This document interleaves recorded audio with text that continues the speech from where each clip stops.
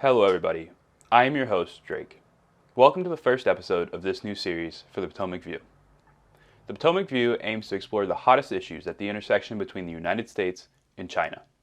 Our goal is to shed some unique light on the truth behind everything we hear from the mainstream media and help you, the audience, to form your own opinions. Today's episode will focus on freedom of speech. In the United States, the right to free speech and expression is often taken for granted. It seems like an afterthought for many, the days of being persecuted or outcasted for expressing one's opinion long gone.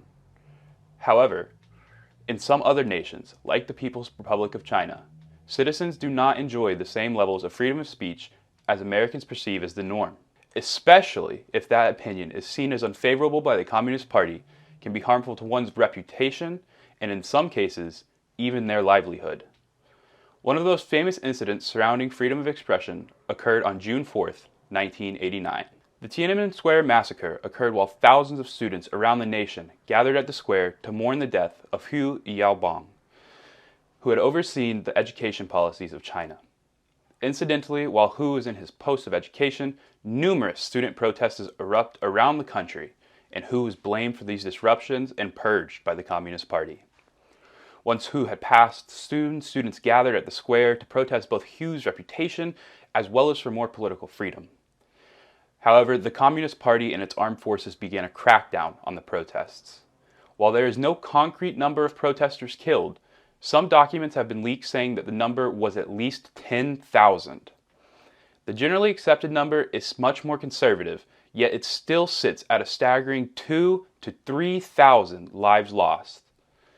As one of the most important and tragic events in Chinese history, students on the mainland do not have access to any information about the tragedy that occurred at Tiananmen Square on June 4th, 1989. Across the ocean, on the other side of the globe, freedom of expression in the United States is also being affected by the Communist Party.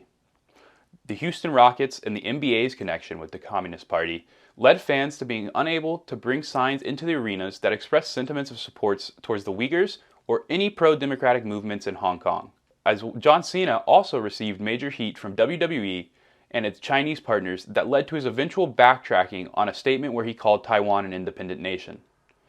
These events showed that even when the Western world is thousands of miles away, speech and other rights can still be affected and even stifled by a foreign entity. Beyond sports, Hollywood and film productions in the United States are also influenced by the Communist Party. Sentiments that may put the Communist Party in a negative light will not be approved for use in movies. Some examples include Red Dawn, Doctor Strange, and even Top Gun Maverick. These influences may seem like a surprise to some, but this occurs throughout many productions around the world. On the same topic of freedom of expression, any sort of platform that may promote free speech has seen restrictions by the Communist Party. For example, the game Animal Crossing was banned after protests in Hong Kong were organized on the platform. Beyond these influences in the entertainment sector, Chinese propaganda is also spread through the seemingly unharmful Confucius Institutes around the world.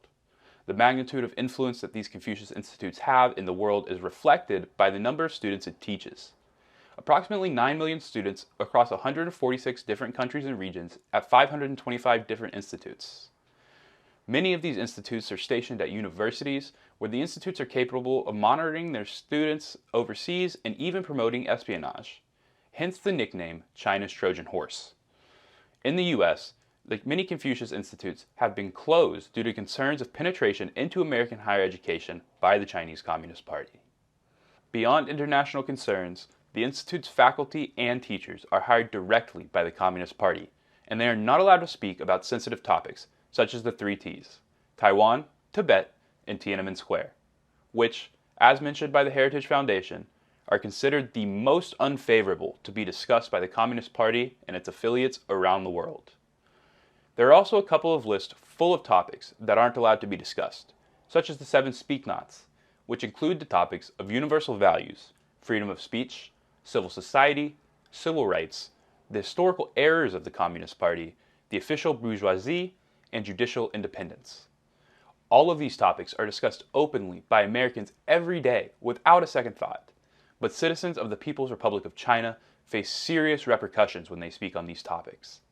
These are only a few examples of how freedom of speech is restricted in the mainland, and how the Communist Party goes to great lengths to spread its ideologies into other nations through subtle ways the naked eye cannot detect. Once again, I am your host Drake, and if you want to learn more about free speech and the long history of controversies behind it in both the United States and China, be sure to tune into this show's podcast, where we provide longer and more in-depth dives into the topics discussed here.